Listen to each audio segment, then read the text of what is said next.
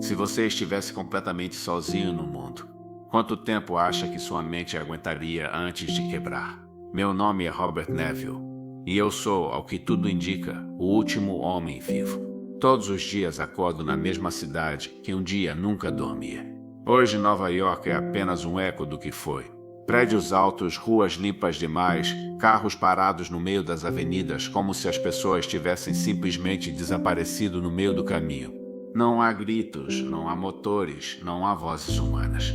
Só o vento e eu. No começo, o silêncio parecia até um descanso, mas com o tempo ele se tornou pesado. Opressor, um lembrete constante de que algo deu muito errado. Eu acordo sempre no mesmo horário, não por costume, mas por necessidade. A luz do dia é minha aliada.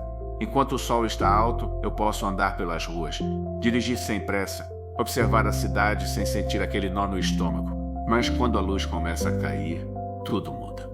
Antes de sair de casa, faço sempre a mesma checagem. Trancas, portões, sistemas de segurança, suprimentos. Não posso errar. Aqui, um erro não é corrigido depois. Ele cobra na hora. Sam está sempre comigo. Minha cadela. Minha única companhia real. Em um mundo onde todas as vozes humanas desapareceram, ela é o que me mantém são. Quando olho para ela, lembro que ainda existe algo puro, algo vivo, algo que não foi corrompido. Dirijo pelas ruas vazias, desviando de carros abandonados, observando veados atravessarem avenidas onde antes passavam milhares de pessoas por minuto. Às vezes, por alguns segundos, quase parece normal. Quase. Mas nunca dura. Porque eu lembro de como tudo começou. O mundo acreditou em um milagre, uma cura, uma promessa científica que parecia perfeita demais para falhar. Diziam que finalmente tinham encontrado a resposta para uma das doenças mais temidas da humanidade. Um avanço histórico. Mudou mesmo, só não da forma que esperávamos. O que deveria salvar vidas sofreu uma mutação. E quando isso aconteceu, ninguém conseguiu controlar. Em questão de dias, o caos se espalhou. As cidades entraram em colapso.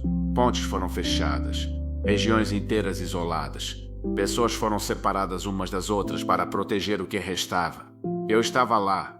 Eu vi tudo acontecer. Mesmo sendo cientista, mesmo entendendo os números, mesmo acreditando que a lógica ainda poderia vencer o pânico, eu falhei. Falhei em proteger quem mais importava. E essa falha nunca me deixou. Agora, sobreviver virou rotina. Durante o dia, eu caço suprimentos, procuro sinais, observo padrões. Não porque tenho esperança, mas porque, se eu parar, começo a pensar demais. E pensar, neste mundo, é perigoso. Quando o sol começa a descer, meu corpo entra em alerta automaticamente. Meu coração acelera. Meus sentidos ficam mais aguçados. A cidade muda, o ar fica pesado. O silêncio da noite não é vazio, ele observa.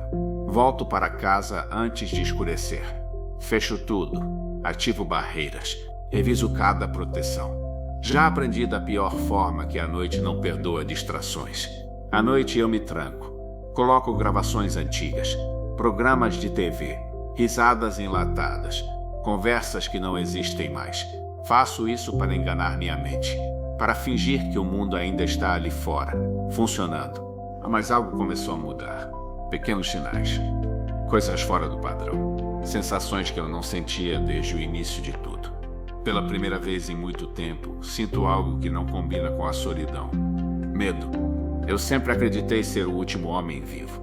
Agora começo a suspeitar que eu esteja errado. E se eu não estiver sozinho, talvez o verdadeiro perigo não seja a solidão. Talvez seja o que ainda está lá fora, esperando. Algo estava errado. E eu sentia isso no corpo antes mesmo de conseguir explicar com a mente. Passei anos acreditando que o mundo tinha parado, que tudo seguia um padrão previsível. Dia seguro, noite perigosa, silêncio absoluto entre um e outro. Mas de repente, esse padrão começou a falhar. Durante minhas rotinas diárias, comecei a notar sinais que não deveriam existir. Objetos fora do lugar, movimentos rápidos demais para serem simples coincidências, sons que não combinavam com o vento ou com estruturas antigas cedendo. No início tentei racionalizar. A solidão prega peças. O cérebro cria ameaças quando está tempo demais sem contato humano. Eu dizia isso para mim mesmo todos os dias. Mas então vi algo que não dava para ignorar. Uma armadilha. Não uma armadilha improvisada pelo acaso, mas algo pensado, calculado, posicionado exatamente onde eu passava com frequência. Aquilo fez meu estômago revirar. Até então eu acreditava que apenas eu planejava, observava e me adaptava. A ideia de que alguém ou algo estivesse fazendo o mesmo comigo mudou tudo. Mesmo assim, continuei. A pesquisa não podia parar. Todos os dias eu voltava para casa carregando o peso das tentativas falhas. Meu laboratório improvisado era o último lugar onde eu ainda me sentia útil. Ali eu não era apenas um sobrevivente. Eu ainda era um cientista. Testava variações, anotava reações, ajustava fórmulas, buscava qualquer sinal de reversão. Qualquer prova de que o mundo não estava além do ponto sem retorno. Cada fracasso era um golpe silencioso. Não havia gritos.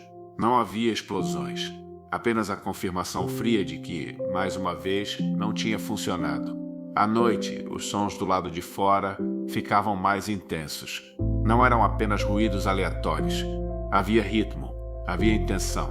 Era como se algo estivesse me testando, medindo minhas reações, aprendendo meus limites. E isso me apavorava.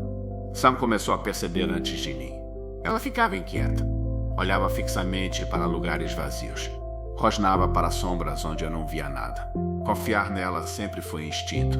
Ignorar aqueles sinais foi meu erro. Em uma das buscas por suprimentos, algo fugiu do controle. Sam disparou atrás de um servo e entrou em um prédio escuro demais, silencioso demais. Meu coração parou. Cada passo que dei em direção àquele lugar foi contra tudo que aprendi para sobreviver. Lá dentro, o ar era pesado. A luz quase inexistente. Eu sentia que estava sendo observado. Não por acaso, mas de propósito.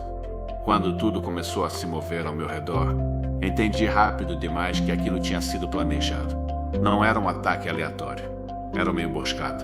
Consegui escapar por pouco. Corri como nunca tinha corrido antes. Saí de lá com a certeza de uma coisa. Eu não era mais o caçador. Eu era a presa. Depois daquele dia, minha percepção mudou completamente. Já não saía de casa sem olhar 2, 3 vezes para cada detalhe. Cada esquina parecia esconder algo. Cada sombra parecia viva.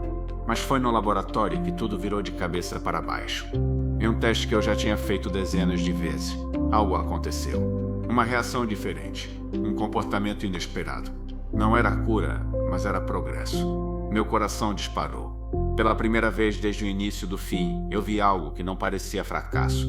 Era pequeno, frágil, mas real. Um sinal de que talvez, só talvez, ainda existisse esperança. E foi aí que percebi o maior perigo de todos. Esperança dói. Ela te faz acreditar, te faz baixar a guarda, te faz esquecer que neste mundo qualquer distração cobra um preço alto. Eu estava tão focado na pesquisa que não percebi que o cerco estava se fechando. E quando percebi, já era tarde demais. Eu devia ter percebido antes. O silêncio nunca foi ausência de perigo. Era apenas espera. Depois daquele teste diferente no laboratório, eu já não dormia direito. Minha mente não desligava. Cada detalhe da cidade parecia conectado. Como se eu estivesse dentro de um jogo que não conhecia todas as regras. Passei a revisar minhas anotações obsessivamente. Comparava resultados, horários, comportamentos. Tudo indicava que algo estava mudando. Não em mim, mas neles. Eles estavam aprendendo. Isso explicava as armadilhas, os ataques calculados, a forma como evitavam a luz em vez de apenas fugir dela. Aquilo não era instinto puro, era adaptação. E de alguma forma, eu era o centro disso tudo. Numa noite estranhamente calma, percebi algo ainda pior.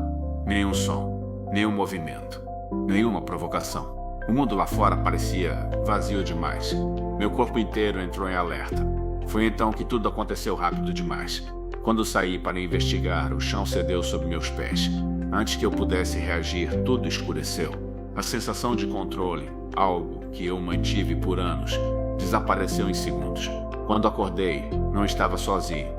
Pela primeira vez desde o colapso, vi olhos me observando de perto. Não eram vazios, não eram irracionais. Havia algo ali, reconhecimento, raiva, intenção. E naquele momento uma verdade brutal me atingiu. E eu não era apenas um sobrevivente tentando salvar o mundo. Do ponto de vista deles, e eu era o inimigo. Cada captura que fiz, cada teste, cada tentativa de reversão, tudo isso criou um padrão, uma memória coletiva. Eu tinha causado perdas e agora eles queriam respostas.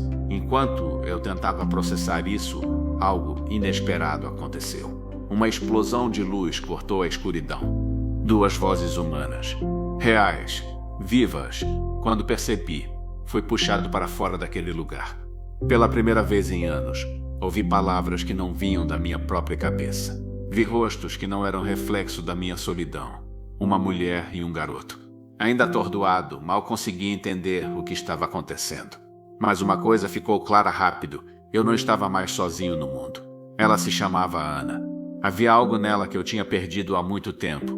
Não era força física, não era habilidade, era convicção. Ela acreditava que ainda existiam pessoas, um lugar seguro, um ponto de encontro. Eu queria acreditar, mas a realidade me ensinou a desconfiar de promessas. Mesmo assim, levei os 2 até minha casa.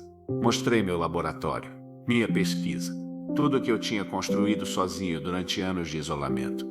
Quando repeti os testes diante deles, aconteceu de novo. Funcionou. Não havia mais dúvidas. A reação era clara. O avanço era real.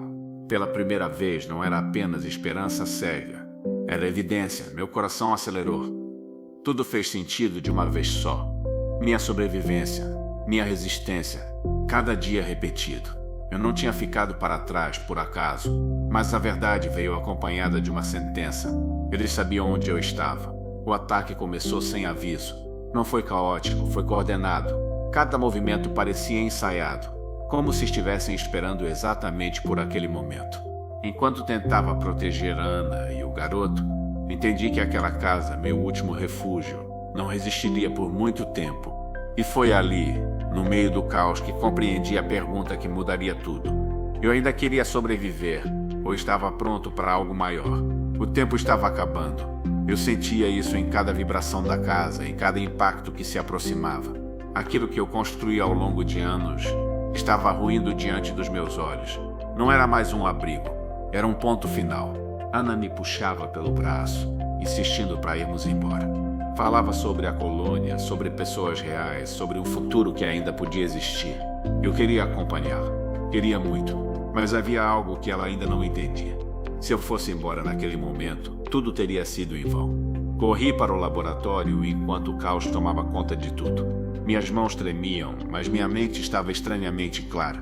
Pela primeira vez desde o colapso do mundo, eu sabia exatamente o que precisava ser feito. O soro estava ali, não como uma ideia, não como uma tentativa, mas como uma resposta. Revisei cada etapa mais uma vez, comparei resultados, observei as reações finais. Não havia dúvida. Aquilo funcionava. Aquilo podia mudar tudo. Quando levantei os olhos, percebi algo que antes eu me recusava a enxergar. Eles não estavam ali apenas por mim. Estavam ali por alguém que eu havia levado. Alguém que importava para eles. Foi nesse instante que compreendi o erro que cometi por tanto tempo. Eu o chamei de criaturas, de ameaças, de algo a ser combatido. Mas eles também tinham vínculos, tinham laços, tinham algo a perder. Mesmo assim, já era tarde para voltar atrás. As defesas cederam uma a uma. O som se aproximava. O espaço diminuía. Ana gritou meu nome novamente, implorando para que eu fosse com eles. O garoto me olhava em silêncio, como se entendesse mais do que dizia. Eu respirei fundo. Coloquei o frasco nas mãos de Ana. Disse a ela para levar aquilo para longe, para encontrar as pessoas, para garantir que tudo aquilo tivesse um significado. Ela tentou argumentar, tentou me convencer, tentou me salvar. Mas naquele momento eu já tinha aceitado algo que passei anos evitando. Eu não sobrevivi para escapar. Eu sobrevivi para ficar. Quando eles partiram, o mundo pareceu desacelerar. Por alguns segundos, tudo ficou silencioso de novo. Não um silêncio vazio, mas um silêncio de decisão tomada. Olhei ao redor do laboratório. Cada anotação, cada tentativa frustrada, cada noite em claro. Pensei na minha família, pensei em Sam, pensei em quem eu fui e em quem me tornei. Não senti medo, senti propósito. Quando finalmente entraram, eu não lutei para fugir. Protegi o soro até o último instante, não por heroísmo, Não por glória, mas porque alguém precisava encerrar aquele ciclo. E eu estava pronto. Dias depois, ou talvez semanas, Ana chegou à colônia. Pessoas reais, homens, mulheres, crianças, sobreviventes que ainda acreditavam. Pela primeira vez em muito tempo, a humanidade não estava apenas se escondendo. Estava se reorganizando. O soro foi entregue. E lentamente o mundo começou a mudar. Talvez eu não tenha visto esse novo começo. Mas isso nunca foi o mais importante. O que importava era saber que mesmo quando tudo parece perdido, alguém pode resistir. Alguém pode permanecer de pé. Alguém pode se tornar mais do que um nome esquecido em uma cidade vazia. Eu não fui apenas um homem sozinho tentando sobreviver. Eu fui a lembrança de que a esperança pode existir até no fim. Eu fui a prova de que uma única pessoa pode fazer a diferença. E assim, eu sou a lenda. Continua comigo, porque essa maratona só está começando.